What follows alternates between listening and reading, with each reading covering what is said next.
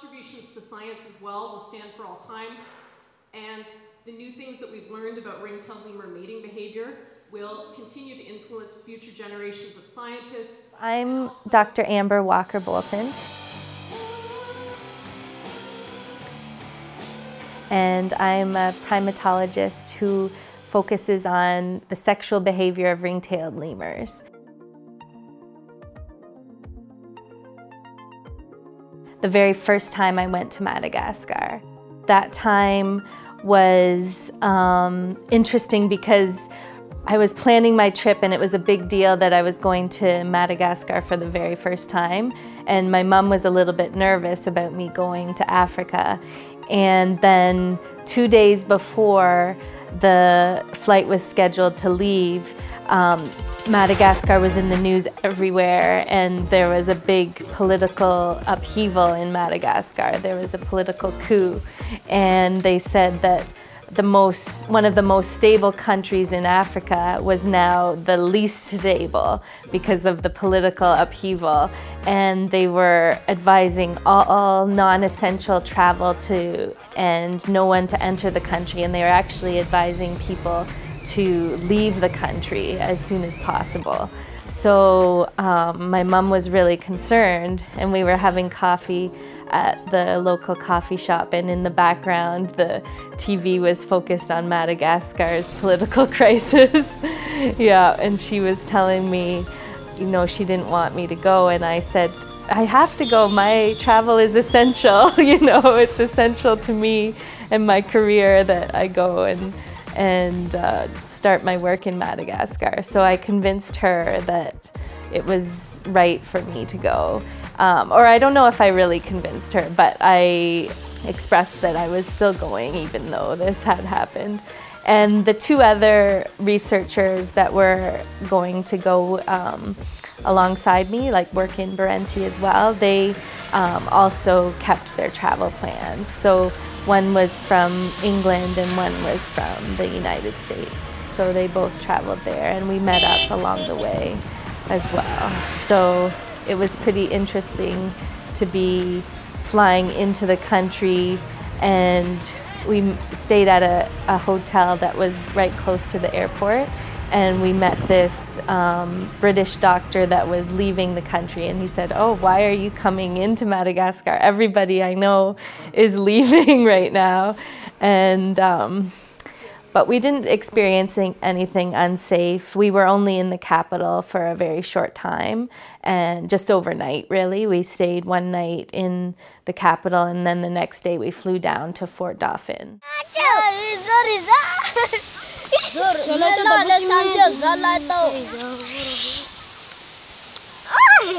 Madagascar is such a big country, and it has so many biogeographic areas. So there's the desert in the south where we work, or the spiny forest it's sometimes called, or there's rainforest, or there's mountain ranges, or there's singi, which are like these razor sharp rock formations, and you can explore them with a guide and if you're really careful. And there's so many areas, and I haven't traveled to very many because it is actually quite expensive to travel around and difficult to travel around Madagascar. But I've seen a few different regions now since I've gone 7 times already. But most familiar to me is the southern region where the Antandrui people live.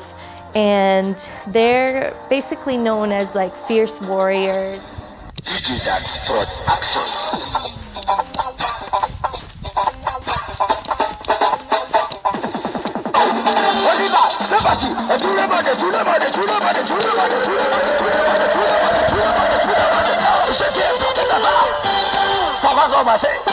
Je ne suis pas dedans. Vous êtes...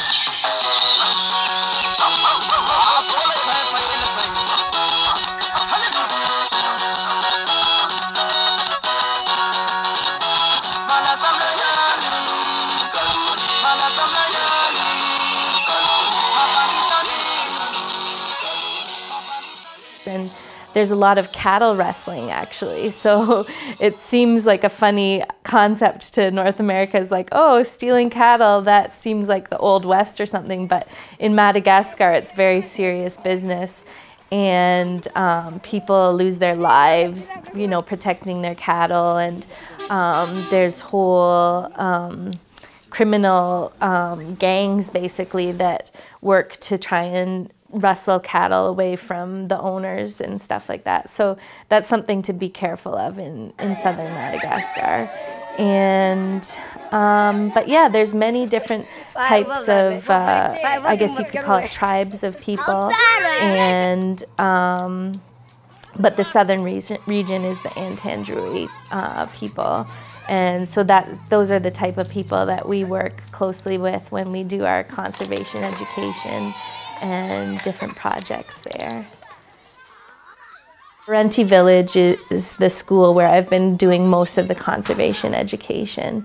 And we use Alison Jolly's ACU books, and we use different resources that we can acquire in Tana, like different activity books, and we share those with the children and create lesson plans for them and the teachers.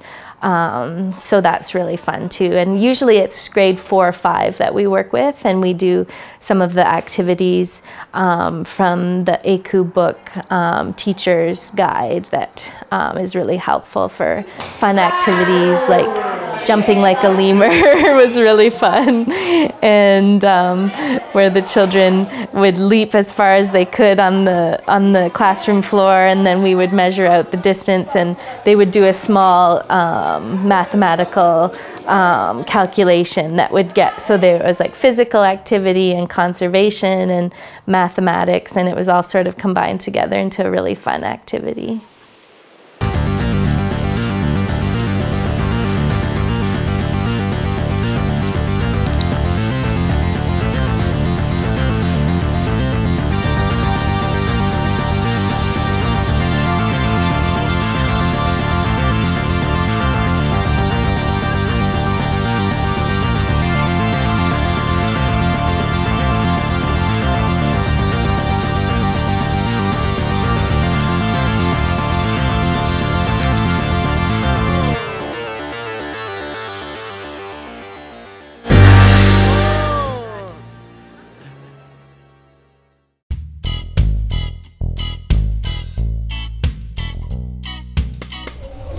My name is Monica Walker-Bolton, and I'm a supporter of the Conservation Club of Fort Dauphin. Today the students and members of the club are working on drawings that are going to be put into a book. We hope to make this book and to print copies and give them to the children who live here in Fort Dauphin. The children have decided that they would like to sell books to tourists as a way of raising money for their conservation club. This is the 4th meeting that we've held at the club, and at our previous meetings we elected an executive. We have a treasurer, a secretary, and a president, and they are here today helping the students to put the drawings together for the book.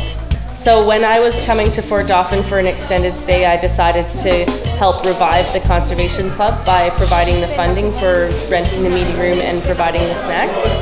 And today we're implementing an idea that the members had to create drawings for a book.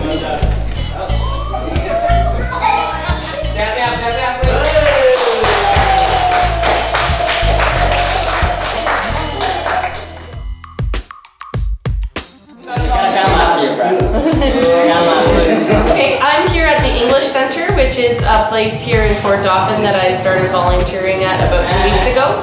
And here at the English Center, there's many students at different levels of English skill.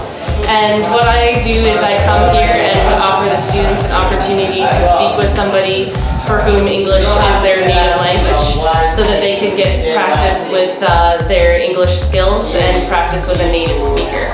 So today we're just doing an exercise with a book that I picked up when I was in Antananarivo, and I'm having the students describe the advertisements that they see in the book using English. Inside this basket, that's all I can explain to you all guys.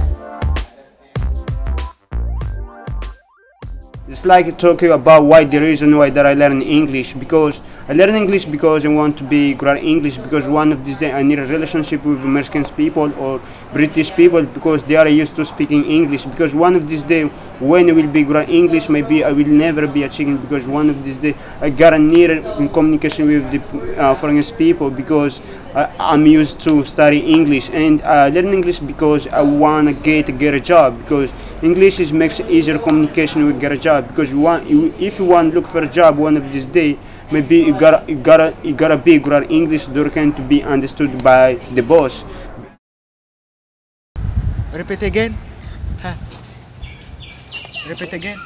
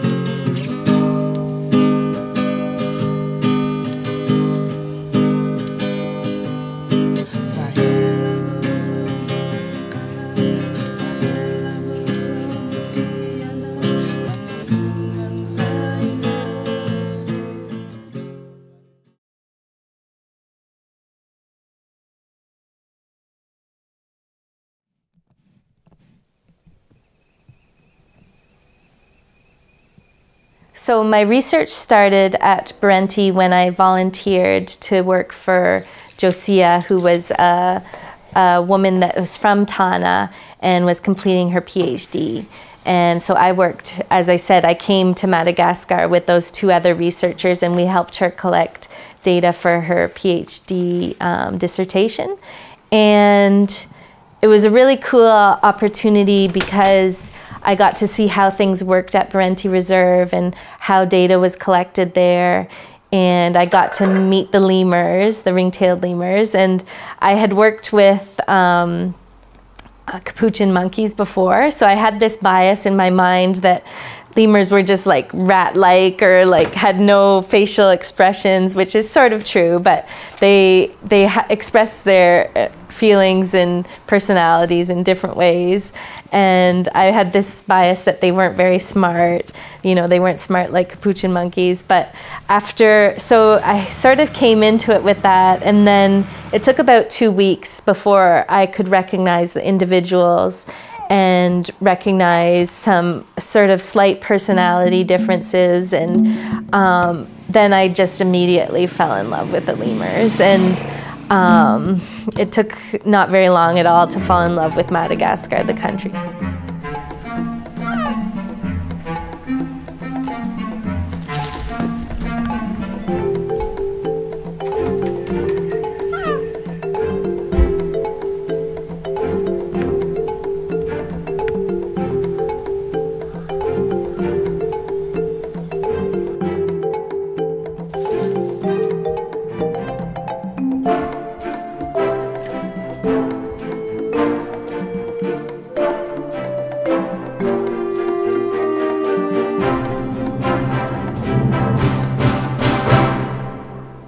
So I knew quickly that I'd want to come back and do continued research there. So that's why I applied to do my master's research at Berenti. And yeah, when I was there, I just noticed this weird behavior that was the male ring-tailed lemurs shaking their tail at females, and then females reacting really negatively towards them. So females would jump up and sometimes slap the male across the face or lunge at him, and he would spat call and apologize and run off as quickly as he could to get away from the dominant female.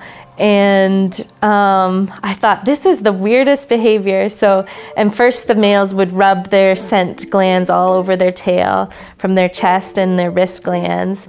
And they would just like vigorously rub the tail all over the glands, or rub the glands together first. There's two types of the behavior, and then wave it at the female.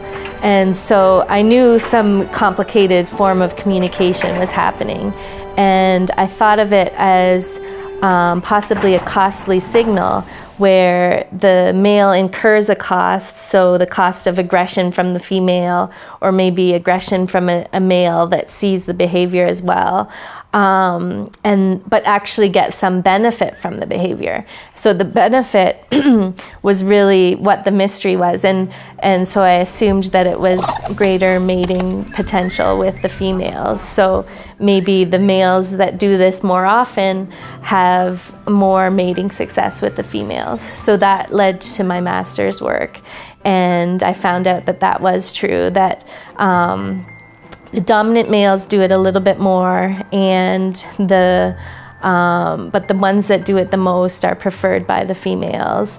And my mentor, Alison Jolly, had coined the term stink fighting when the males perform the tail anointing and wafting at each other.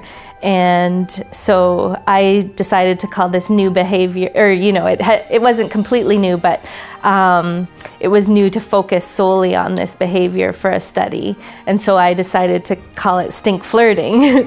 And so that was a really fun project, and it was really good because it was a project that could be completed within the 2.5 months roughly of what a master's project you could do in the field at the university that I was studying at. So it sort of led into a whole progression of different observations, all centered around the mating behavior. I'm hoping to analyze the reproductive success, so the males who actually have the babies, as my postdoctoral work. And but my PhD work was more focused on male-male interactions during mating, and just the male competition that happens, because the males, well, they wait for a whole year to mate with the females. So once a female goes into estrus, there's just this really great heightened male competition that happens, and they'll fight tooth and nail. They'll climb to the top of a tree and jump fight up there on the branches. So they jump in the air and grapple, and they'll fall as 8 feet from the or higher, a lot higher than that actually. But I've seen a lot of injuries of the males that way, and they fight and compete to basically pure exhaustion during this time.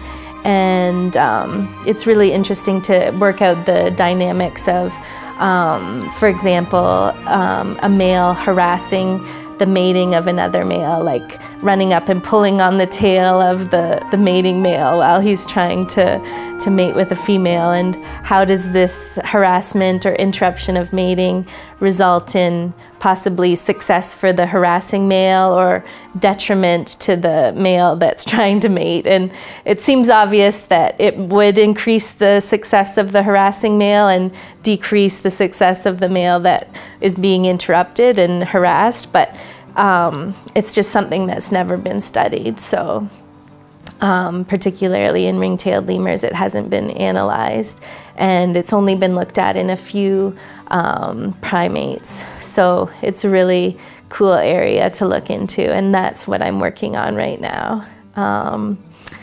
Yeah, so in the future I hope to continue with the stink flirting analyses, but more look at reproductive success. So I've actually collected hair samples from all of the potential fathers and from the infant lemurs, and gonna try and match up who had which baby and everything. So that'll be interesting. Because when you study lemurs, it's not only the lemurs, but you conserve all of the biodiversity, especially the forest.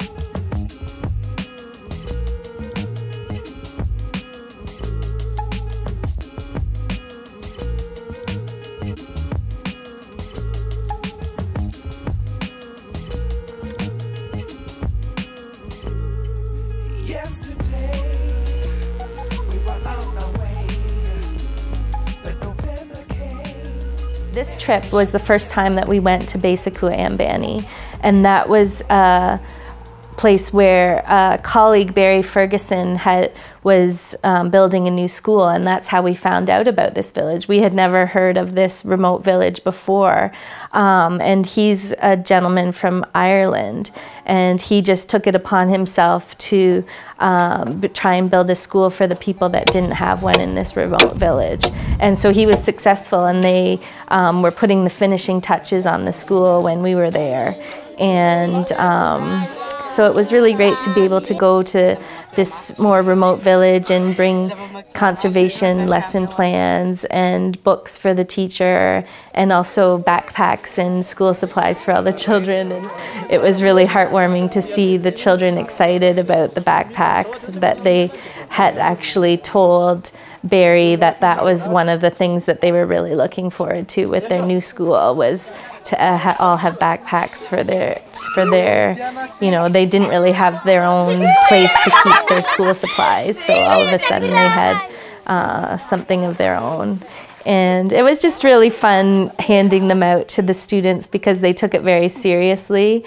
And we had all different types of backpacks. So there was some that were like pink, or some that were black with like Metallica type writing on them, and so they were all different, and it was hard but we tried our best to try and give the backpacks to the right child that would enjoy that one. And it was funny because the teacher needed a backpack as well, and there was only one backpack that was different, and it sort of had like Metallica type writing on it and a skull or something. It was more mature, and so he just, by the luck of the draw, that was the one that came up for him, so he got that one, and we thought that was pretty cute because it worked out perfectly.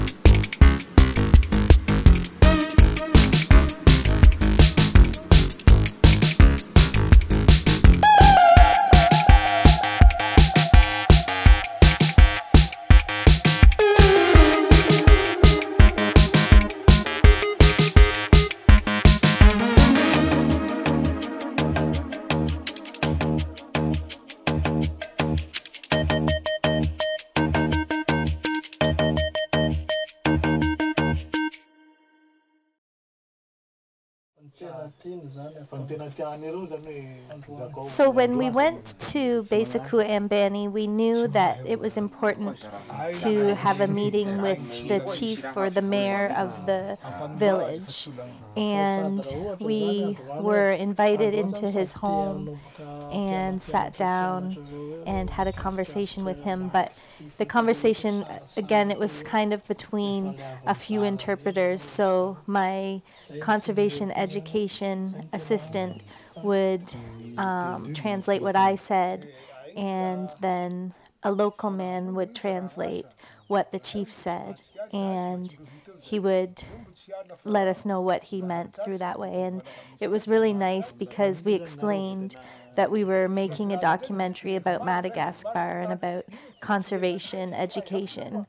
And he said, yes, you can come to my village and film here, and you'll have access to the whole village, and you won't be restricted in any way in what you film. So we just were so grateful that he welcomed us into the village and allowed us to stay for 3 nights, and we could film whatever we wanted to while we were there. On the team have anything that they wanted to add? No, I reinforce what Amber said. Thank you for making us feel welcome here, and it's a real privilege and a pleasure to be here.